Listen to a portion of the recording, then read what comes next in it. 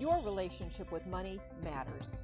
I'm Michelle Perkins, and this is the Money and You podcast, where I will be breaking down your relationship with money, offering tough love money tips, and a money dating plan that will focus on lifting the barriers to success to help pave the way for better money practices and increased wealth. It's time to take control to live a limit-free life. It starts today. Hello, and welcome to another episode of Money and You, the show where we talk a great deal about all the ins and outs of your relationship with money. I'm Michelle Perkins, your host, and we're bringing you this show from ubngo.com and the Limit Free Life Company, my coaching and consulting company. So today I'm going to skip all of what I normally do before we get into our guest discussion because I'm too anxious to get to our fabulous guest. So we're going to dive right in. I'm going to read his bio, and we're going to start talking to Mike Marriner, who is the president and co-founder of one of my favorite organizations, Roadtrip Nation. So here we go. As co-founder and president of Roadtrip Nation, Mike Marriner leads the organization's media and education efforts that empower people from all backgrounds to define their own roads in life.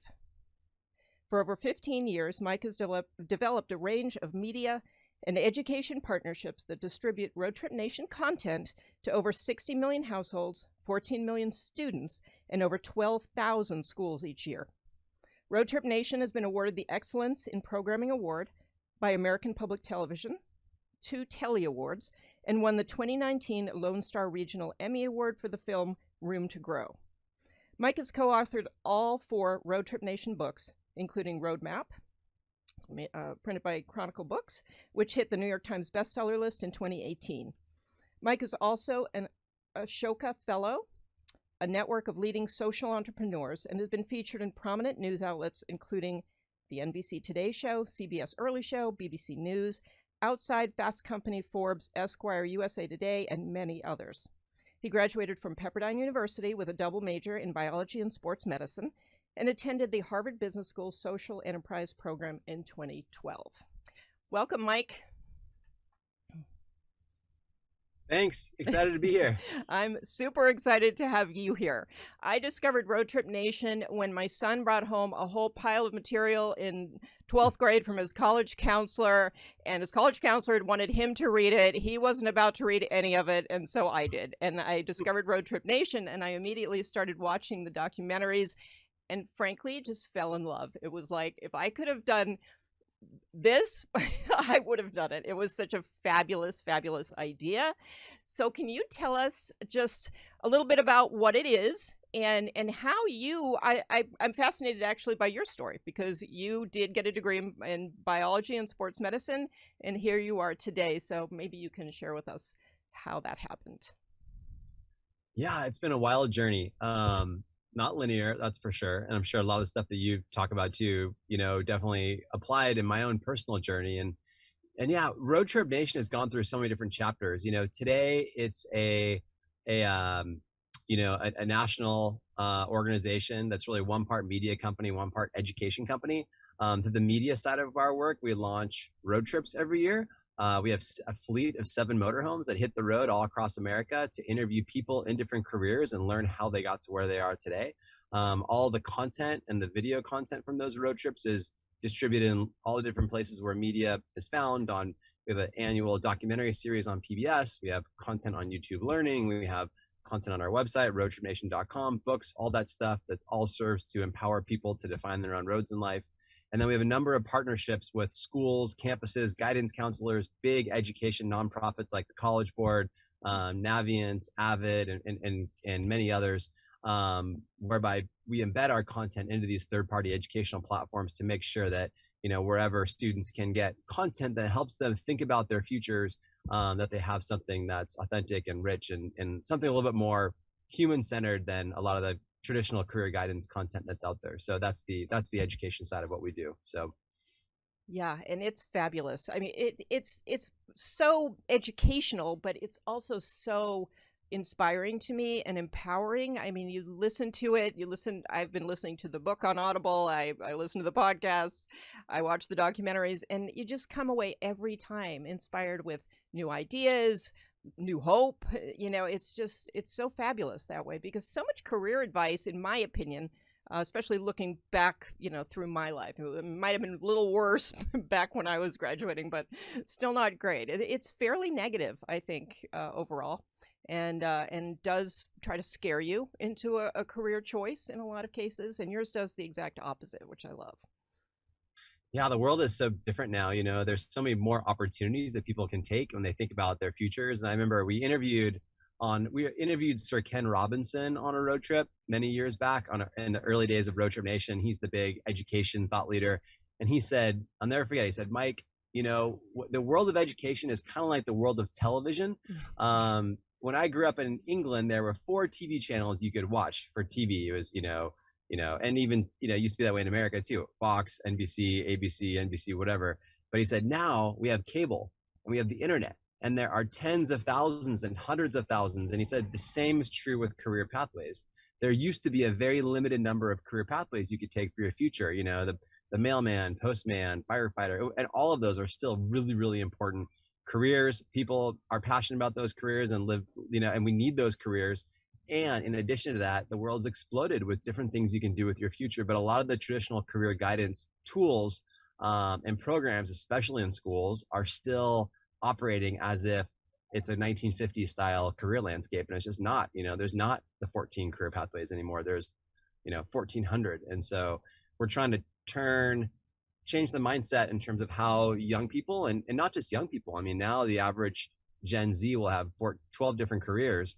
And so it's not the days of finding your career when you're 18 years old and having, sticking to it forever is gone. I mean, of course, for some pathways, but by and large, people will having to be reinventing themselves throughout their entire life. So things like learning how to learn and gaining the skills you need, and finding things that really interest you and things that you love, throughout your life. But yeah, it's a big mindset shift, I mean, just like it's happening that way in every part of the world, and every healthcare, everything. But the world of careers is no different. So it's just a lot more options, but just trying to help the systems keep up that prepare people for careers. Right. That's what we do. And I love your sort of open-minded kind of approach, where you basically, I wanted to say you design your career, but you have a different term for it in the book. I think it was, is it self-construction? What am I getting that right? There was a great term where you let go and then you define. What was it? Yeah, let go, define, become. Yeah. Let go starts with really the first part of what we call shedding the noise. So, anyone has some preconceived notion around them in terms of whether you're growing up and someone said, you're a woman, you shouldn't go into science. Science is for men. Or whether you should go into science. This is the only thing you can do. Go into science, be a doctor, but everyone's got some degree of noise that they need to shed. So first is, and that's really hard. There's a lot of stigmas around the workforce in terms of who certain professions are for. It's a lot of our work now is really trying to drive more storytelling that paints a more inclusive view of the future of work across all professions, so that no matter what background you come from, you feel that there's a place for you in the future of work. That's a lot of what we feel storytelling can be of highest and best use for. So that's the first part, is the let go. And then define is really looking at it based on your interests, and trying to define something that's based on your interests. Yeah. And well, back to you and how, I mean, obviously did you get that degree in biology and sports medicine for a particular purpose? I had a great educational experience, college experience. I was a natural science major, majoring in biology and sports medicine. And, I'd say that just like most college students, you're pretty limited in what you've seen in the world in terms of what pathways are out there. And so I thought, I always liked solving problems. And so I thought, major in that. And actually the best thing about that was that it really taught me how to think and how to solve problems. And I always say, like, I think that my natural science degrees prepared me perfectly for starting Roadtrip Nation, because in many cases there was no major in social entrepreneurship back then, and I, that's really my passion today, is like building organizations that do social good. And, I had a minor in business as well. And it was kind of like, I wanted to do good, something in the sciences, healthcare, but I also loved the idea of like organizations and building things. And I just didn't really quite know how to bring those together. But, you know, in so many ways, like you don't need to have a linear connection between what you study in school and what you go and do. Like there's all sorts of nonlinear ways they relate. So, but certainly, you know, that's what prompted our idea for that first road trip as we were graduating from school, and we kind of questioned, is this really the path we want to take? You know, I had an internship at Amgen, this big biotech company out in Thousand Oaks, and I spent the summer pipetting Chinese hamster ovary cells. And Wow. I don't have a great attention span, you know, like most entrepreneurs, like there can be a little sporadic, low attention span, but like pretty high energy, and whatever I dive into, I dive in really deep with. And it just turns out that like being an entrepreneur is like actually perfect for that type of, you know, mental fragmentation. But you know, science and working in a laboratory is not. And so that, and my two co-founders, Nathan and Brian, were in kind of similar areas. You know, they had been in their college majors trying to find really direct ways of applying that in their careers, and just were just hitting the wall in terms of like real emotional engagement. So we thought, you know, how can we really find our roads in life if we've never seen anything else or talked to anyone else? And so we thought, hey, before we make some of these big life decisions, let's get an old motorhome, fix it up and live in it, and go across America and interview people in careers from all walks of life and just ask them, how did they get to where they are today? Where were they when they were our age? What were the insights they gained along the way? And, you know, and then maybe after doing that road trip, we might be able to better make a decision based on our own journey. But it just so happened that after doing that road trip became our life's work and became our journey. So it's just kind of funny how it all worked out, you know, but I love it. I love stories like that. I can't get enough of them. So, because it is interesting how things work out. And I think part of the problem with school is, like you say, you're too young and you don't have people around you who can help you see interesting ways to, you know, really execute on whatever it is that you're studying. So it's all, you know, there are just a few routes. And then you get out in the world and you get 20 years in and you see people doing really fascinating things in all these fields. And none of it was ever mentioned before, you know, you never knew about it. So you do have to take those journeys. And that's one thing I really love about your book, is just encouraging people to just try, you know, to just start exploring by doing and seeing what happens. And I really do. I have come to believe over the years of coaching people and everything else that, and they don't always love hearing that, you know, you're going to have to just step out and start trying some things and see. It might work out, it might not. There's no guarantee. You don't know how long things are going to take. So any thoughts on that? What would your advice be in that realm? Yeah, I think just following things you're interested in. I mean, that's kind of like part of the way the world is today. There's so many you know, the good thing about the world today is there's so many paths you can take. The tough part is that there's just like, there's so many paths you can take. Exactly. So how do you decide? And so the good thing is that whereas maybe in previous generations you couldn't really follow your interests as much because there were just limited paths, you might decide just to choose one thing. But today you can really find something you're interested in, try to align it, you know, and you know, you have to, it's not as simple as that. You need to find a way to drive income and drive revenue and fuel your life and all that stuff. But you know, we believe that if you follow something you're interested in, you'll be better at it. You'll commit to it. You know, and it can be something as weird as a road trip, you know, like we were really engaged in our road trip project and we really believed in it, you know, and it can be something, and we turned it into a company, you know, and we're still doing it 19 years later. And it's this whole big national thing with 85 employees and 7 motorhomes and a big office, and we're all over the place, you know, and it started with a road trip, you know. So it's just more about, I think, you know, we interviewed this guy on our road trip, our first road trip. It was Michael Jagger. He's the founder of the first ad agency in Burlington, Vermont that worked with Burton Snowboards. And he said, when you magnify what it is you believe in, the world conspires to support you on your path. And I never forgot that, because it was like, it doesn't matter what it is, as long as you find something that you really, really believe in and you put it out there, like the world will conspire to support you, you know. And that's definitely what happened with us. And, you know, it doesn't mean that it's all easy, you know, like it took us years to generate revenue on the road trips, and we starved along the way and lived off credit cards and didn't make a decent living for a good 4 or 5 years, you know, and had to defer student loans, and, you know, didn't really have I had no one paying for my stuff and all. I mean, it was a lot, but we made it work, and we always made just enough money to, like, we shared a car, we lived at the office. Like, I had all my clothes under my desk, like, as long as we could pay the office rent, we knew we could, like, live at the office and sleep on the couch. And and you can't always do that. Like, now I have 2 kids and, family, so it'd be harder to, like, do that today. But I think whatever your circumstances, you still have to make it work, and it's not easy, but we believe that if you find something you're interested in, over the long run, it will serve you well. So. Yeah, beautiful. And you brought up a really great point, because the show is, to some extent, about money and you.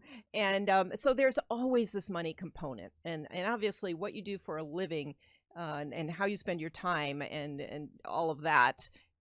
They're incredibly tied together, obviously. To me, your career choice is just an enormous factor in trying to live a more limit-free life, because you can build that, as you describe, on your own terms and by your own rules and in your own way. And if you choose to do that, there will be all kinds of money issues that come up. So it's how you handle those and how, sort of your beliefs around money that really play into that. So, you could have easily said at some point, well, we don't really see a way that this is going to make money, we'll have to move on or something. But obviously you didn't. And was that because it was just too exciting a project? I mean, what happens there in your mind? I think it was working in all the ways except making money. Yeah. We got a book contract with Random House, and actually the book contract gave us enough of a signing bonus up front where we lived on it for for a good year and a half, Okay. and then we had just enough success from an income standpoint to just barely keep going, and there were certainly moments where we're like, oh, almost time to go work at Starbucks. It became very, maybe that was the right way to do it, to be honest. Maybe we should have gotten part-time jobs at Starbucks or something for the healthcare, because it really did, in those early days, there's no right or wrong way to do it, but it definitely took a hit on our, defaulting on student loans and all that stuff. I mean, it was just brutal, so there may have been better, more responsible ways to build a business and with your personal financial shape. So I don't want to give advice on that, but for us, we just went full bore into it, and we got the signing bonus from Random House that lasted a year and a half. We then got a sponsorship from Nike, who sponsored a campus tour for us to kind of screen our road trip film on colleges across the country. Then once that went up, we ended up getting a 3-year sponsorship with State Farm Insurance, which gave us enough revenue to buy 2 more motorhomes and have 3 RVs and expand our footprint to 85 colleges, and then begin our PBS work, and then we were in 10 million households our first year, which then attracted more sponsors of our show. And then we were in 50 million households the next year, and we just kind of went up and up, and then it just kept working, But the first 5 years were just really, really hard and really touch and go. And but again, like, we believed in it so much, and we're so committed to it, that we kept going, and I think that's where I feel like, I personally, and we believe that you should just do something that you really believe in and then find a way to financially make it work, as opposed to the other way around. A lot of people base their careers based on, and a lot of the career guidance tools do this too. The salary calculators, what type of career can I go into that I'm going to make $85,000 starting out of college, or $120,000 starting out of college, or whatever, and then, but the belief and the motivation and the intrinsic, work ethic and grit just isn't there to really be really, really good at it, or you're just enough good at it and you're kind of faking it to make that $150,000, $200,000 a year, but you're miserable along the way. When, we just believe that the better path is to find something you're interested in, and then try to find as best you can to make the revenue economic model part of it work. And you know what, like, you will most likely find a way, but you may not find a way, and then you try something else, you adapt, you find something else. But if you do that sustained over enough period of time, it'll work, and it worked for Road Trip, and for Road Trip, it's not like a few things didn't work, like the book thing provided enough income up front to get it going, but it didn't really continue to sustain enough income along the way, and we thought it would, and it didn't. but the sponsorship component, and the licensing of the content, educational entities ended up being the thing that we couldn't have predicted would have been the part to really sustain it. But that's what ended up making the whole thing float, and go, and kind of the flywheel started to go further, So you just don't know. It's like snorkeling, you can kind of like be on the boat, looking in the water, being like, oh, it looks pretty great down there. But sometimes you just have to jump in the water and look down and then dive down further and get down to all those little caves and crevices and then make decisions based on once you're there, But the main thing is just figuring out what's the right journey to be on. Right. We're here with Mike Marriner of Roadtrip Nation. And Mike, I have so many questions for you. It's really super hard for me to decide on a question, just like it's hard for people to decide on a career path. I tend to send your information to people of any age. So, and most of my clients, frankly, are a little bit older, but I find it to be perfectly applicable. And kind of in some ways, more things they've never heard. So very interesting. What would you say about that? Is it designed for anyone and everyone, or? Yeah, we say it's less of a demographic and more of a psychograph. It's more for people at career inflection points. So we did, for example, we did an entire road trip on military veterans. And so we had 3 military veterans on the road. They went across America and interviewed people in different careers who were also returning service members and asked them, how did they transition? We're doing a whole road trip later this year on formerly incarcerated individuals who will go, 3 recently system impact individuals who are going across America interviewing people who were also at one point, system impacted, and to learn how they successfully transitioned to meaningful employment. So, we've done all sorts of road trips that are thematic and topical, acknowledging that everyone deals with different issues in their lives based on where they're coming from. We did a road trip focused on single mothers 2 years ago, which was an incredibly powerful film. Just because you're dealing with certain hurdles or obstacles or lived experiences doesn't mean that you're not also allowed to define your own road in life. However, it's also important to acknowledge the unique hurdles that people are facing and to acknowledge and respect and to specifically ask people who have those same shared lived experiences how they navigated, and I'm not an expert in being a military service member, but I can still help to facilitate a road trip for 3 recently returning veterans to give them the opportunity to go talk to people who are also returning service members to learn how they got to where they are today, and then create a vertical of content that can be shared through USO centers, So increasingly we're doing more verticalized thematic road trips to make sure that we're really driving our storytelling within shared lived experience that people can really relate with. Because you're right, there's no one size fits all here. Everyone has, and that's where storytelling at scale really matters. Our database is now over 9,000 videos. And so for whatever background you come from or whatever experience you're dealing with, we did a whole collaboration with the former First Lady Michelle Obama based on students who are first in their family to go to college, just as she was. And we had a whole first gen road trip so that students from first generation college backgrounds could talk to people who also were the first in their families to go to college about how they transitioned to meaningful careers and got through imposter syndrome and whatnot. So yeah, you're very right. It's not a one size fits all model, but a lot of the same kind of frameworks and mindsets still are the same. Yeah, I think it's such a brilliant way to help people to define their path, because there's a lot of advice out there, but like you say, you're much better off listening to stories and just feeling in your body what is resonating with you, what feels like it might actually work for you in terms of advice. And I think people are turned off by other people's advice a lot for a lot of different reasons. So, it's not advice giving. It's just, illuminating the ways, because we all look at people out there who are doing amazing things and just go, wow, how did that person figure that out? How did, I was fascinated by how you came to do this. And so those stories inspire and they educate and they give people just a launching off point. It's really, I think, the best possible way to help people to to plan their career paths. I wish there was more done in school along these lines before kids had to make a decision about college or anything, but maybe we'll get there. So what is I don't know, is there sort of a plan? Is there a vision ahead for this in terms of how to get the message across to more people or in different ways? Yeah, we're trying to bring Roadtrip Nation to as many. I mean, people, especially after the pandemic, are hurting. There's certain populations have been disproportionately affected by COVID, and there's a lot of vulnerable individuals who are really having a hard time transitioning to meaningful employment. So we're trying to work really hard and be proactive about bringing,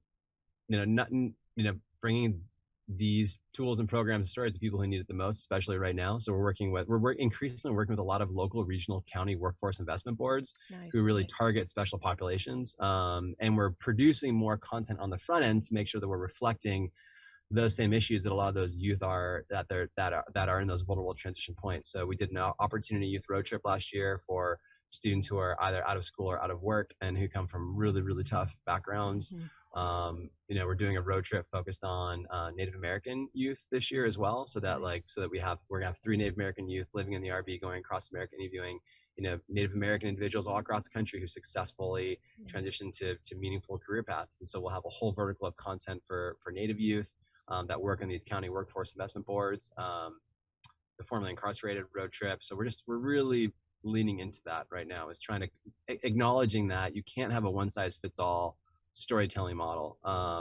You have to really reflect and be sensitive and on the front foot to help people see people like them in careers that represent a more inclusive view of the future of work. It'd be great if there was no stereotypes or stigmas in the future workforce, but there just is, and there are a lot of pathways that don't feel openly accessible to all people. And so what we can do is our role as an organization is to, be thoughtful and intentional with our storytelling to make sure that we are driving a more inclusive view through our storytelling, so that then when youth and people at career transition points are viewing our content, they see examples of people like them in the content, Right. So that's really where we're leaning into it really aggressively, is really making sure our database reflects a more inclusive view of the future of work, and then trying to share that out with as many people as possible, and increasingly through schools, workforce boards, state governments.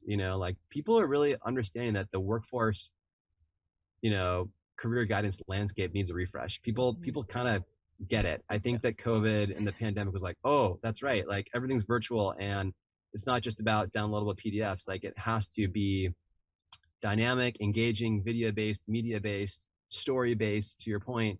And people are really rethinking the quality of their digital experiences, at a pretty large level. So I think it's a good time to be a provider to help infuse and invigorate and get it to people who really need it right now. So we're trying to double down on the storytelling side, making sure we have that representation, both from a career standpoint and a shared lived experience standpoint, and doubling down on our distribution to make sure we're getting it out there to as many people as possible. So that's fabulous. I love the all those upcoming ideas for programming. That's so great. So I have a kind of an odd question, but given that you were a biology major, this is something that comes up a lot with me and clients who are telling me how sick they feel in their job, and that sense of dread that's more of a physical feeling than anything, and yet what they do makes so much sense. And because of maybe the noise that they heard earlier in life, everything on paper looks so good, but they just feel awful.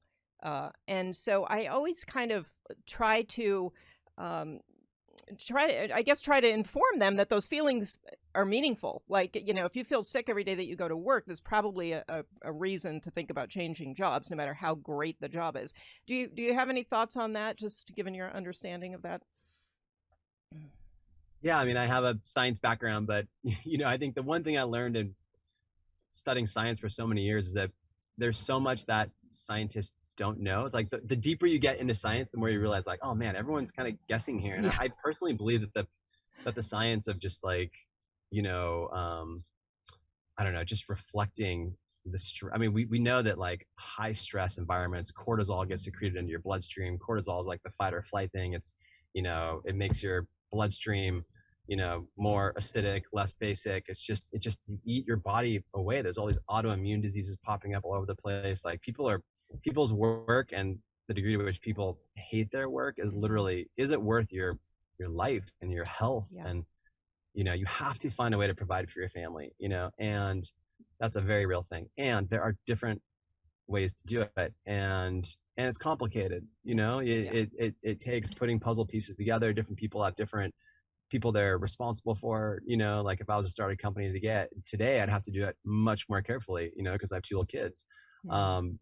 So, but I agree, and a lot of it too is just self-care. I think we all saw that in the pandemic too. I mean, just because I started Roadtrip Nation and I'm proud of my path doesn't mean that I don't have days where I'm waking up and freaking out. And, it looks so great on the outside, but it's also really intense, just like I'm sure your path too, Right. So I think it's also about self-care and breathing and drinking water and staying hydrated and just like taking care of yourself and taking care of your mental state and self-talk and all of that stuff. It's all there's no silver bullet. It's just finding, building a life that has all of those things balanced. But yeah, work is a really important part of it. It's a really important part of well-being, and all the research shows that. And you spend so much time working too, is that you might as well have it be driving something you really, really believe in, and maybe there's a way to make it a hybrid, that's, you don't need to think about work as this full-blown full-time thing. Maybe it's a part-time thing to help pay the bills, and then you do something else on the weekends or as part of a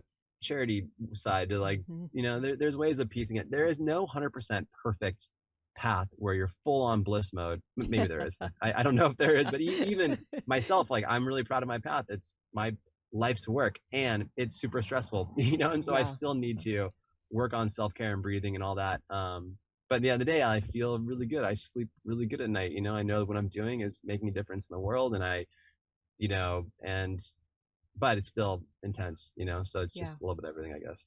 Yeah, thank you. Thank you for sharing that, because you do look super calm and like you would never be stressed out. But I'm glad that you brought that up, because it is true. No matter how purposeful and meaningful and important, you feel your work is, and how gratifying it is, and how much you even enjoy it, how fun it is.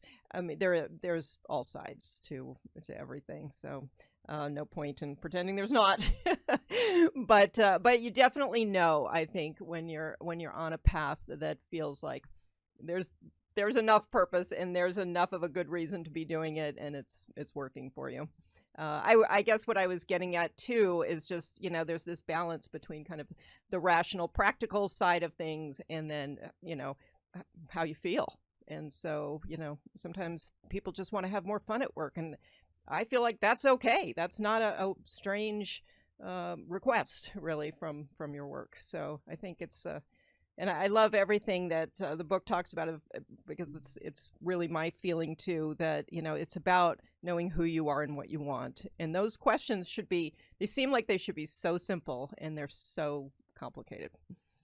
So yeah, well, thank you, Mike. I am super thrilled that you were here, and I love what you're doing, and I will continue to share the information as much as I can. I think Roadtrip Nation is one of the coolest organizations out there. Thank you for getting it going. Thank you for going on the road trip and bringing it to everyone. And it sounds like you have amazing future plans, which everyone should be following. So thank you. Great. Thanks for listening, and thanks for all that you do too. So thank you. Yeah, loved having you on the show. Appreciate it. Likewise. Okay. All right. Take care. Take care. Bye-bye. Bye. Okay, listeners, I hope that you will go and check out Roadtrip Nation. You can learn from Roadtrip Nation in any way you prefer. There's videos, there's books, there's audio. So there is so much content, and honestly, I do find it so empowering and so inspiring, and I know you will too. It's hard not to. So I think for today's Tough Love Money Tip, what I'm going to ask you to do, and I hope you are paying attention to these because they are really helpful. They're designed by me to get you where you want to go. So I thought about this, and I thought, are you constructing your career? Is your career just happening and you're not really loving it, but you have one, so you're thankful? Or are you actually designing it, constructing it yourself? I love what the Roadtrip Nation has to say about letting go of the noise, defining, and then becoming something. Whatever you put your mind to might be right for now, might be right forever. We don't know when we go into it, but that's okay, because that's how you evolve and grow and learn. So what can you do right now to just evaluate? Are you constructing your career? And if you had to describe it, I thought, okay, if I had to put a little exercise around this, I would say describe your career with 20 adjectives right now. And it might be hard to get to 20. That's why I picked 20, because I think you could probably come up with 5, 10 pretty quickly. After that, it starts getting a little trickier. So 20 adjectives that would describe how you feel about your career right now. And just see where that leads you. Would you say, after you look at those words, that it's something you want to keep going with, or something that maybe could be better? So that's your money tip for today, because of course how you earn money is key to your relationship with money. So thanks so much for being here, and love having you here. You can find me at limitfreelife.com. I have a new career change kit on my website that is free, and it's quite comprehensive. So if you are thinking about a career change, there's some work on how to get more clear with what you would like to do, who you'd like to be. And then there's a whole lot of information on the practical side of the job search, from resumes to LinkedIn to interviewing to networking, you name it. So it's a really comprehensive overview. If you're thinking about a career change or you are in career transition, check that out. It's my career change kit. You can find it at limitfreelife.com. Love to see you and, have you be on this, listening to the show. So please remember to subscribe on Apple Music or Spotify or wherever you listen to the show. We're here Monday nights at 7 on ubngo.com, streaming, and then all the other podcast platforms. So see you next week. Thanks so much.